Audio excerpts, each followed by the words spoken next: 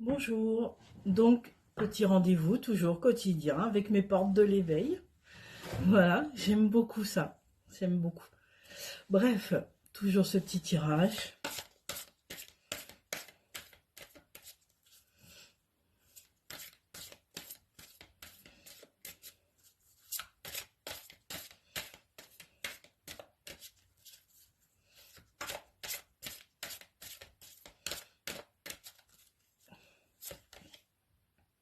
Ah, elle revient, comme quoi elle est quand même assez importante dans cette relation, quelle est ta part de responsabilité. C'est la petite vidéo que je vous ai fait hier.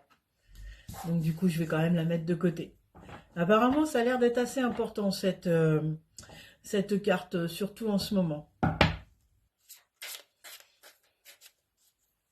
On va pas revenir dessus.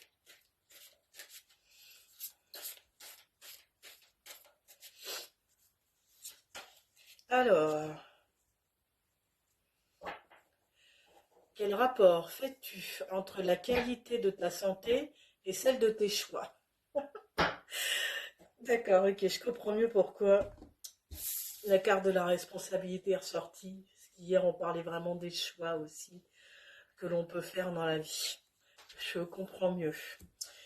Donc, quel rapport fais-tu entre la qualité de ta santé et celle de tes choix?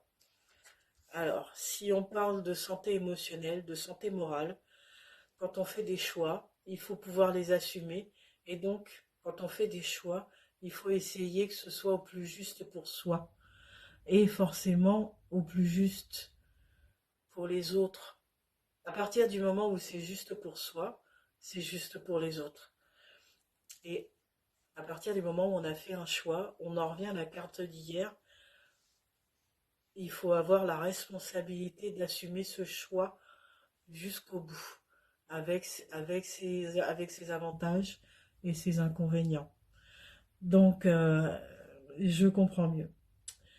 Et pourtant, le rapport là, c'est le chakra du cœur, voilà. Et sur celui-ci, la carte d'hier, c'était le chakra du troisième œil. Donc, comme quoi, en fait, dans la vie, tout est lié.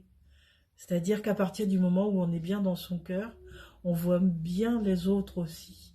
Et on vit en harmonie avec les autres. C'est intéressant quand même, hein. Alors, par rapport aussi à ces choix,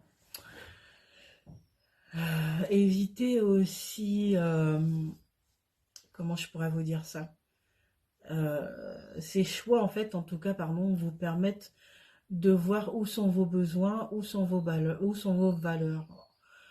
Et donc, mettez en place ce qu'il faut pour, pour assouvir vos choix et vos valeurs, vos envies. Par contre, il faut éviter de créer de la frustration.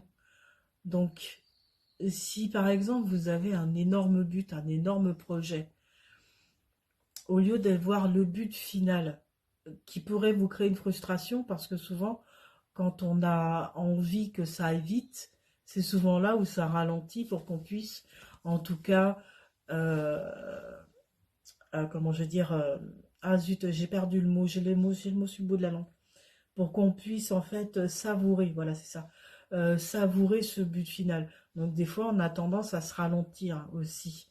Donc au lieu de voir le but final qui serait un gros projet, voilà, il faudrait y aller étape par étape, y aller petite marche par petite marche. Et du coup vous ne créerez pas de frustration. Voilà. Alors écoutez-vous, faites-vous plaisir, donnez-vous du bonheur et vous verrez que tout ira bien. Je vous laisse. Dites-moi ce que vous en pensez dans les commentaires. Et je vous souhaite une très belle journée. Au revoir.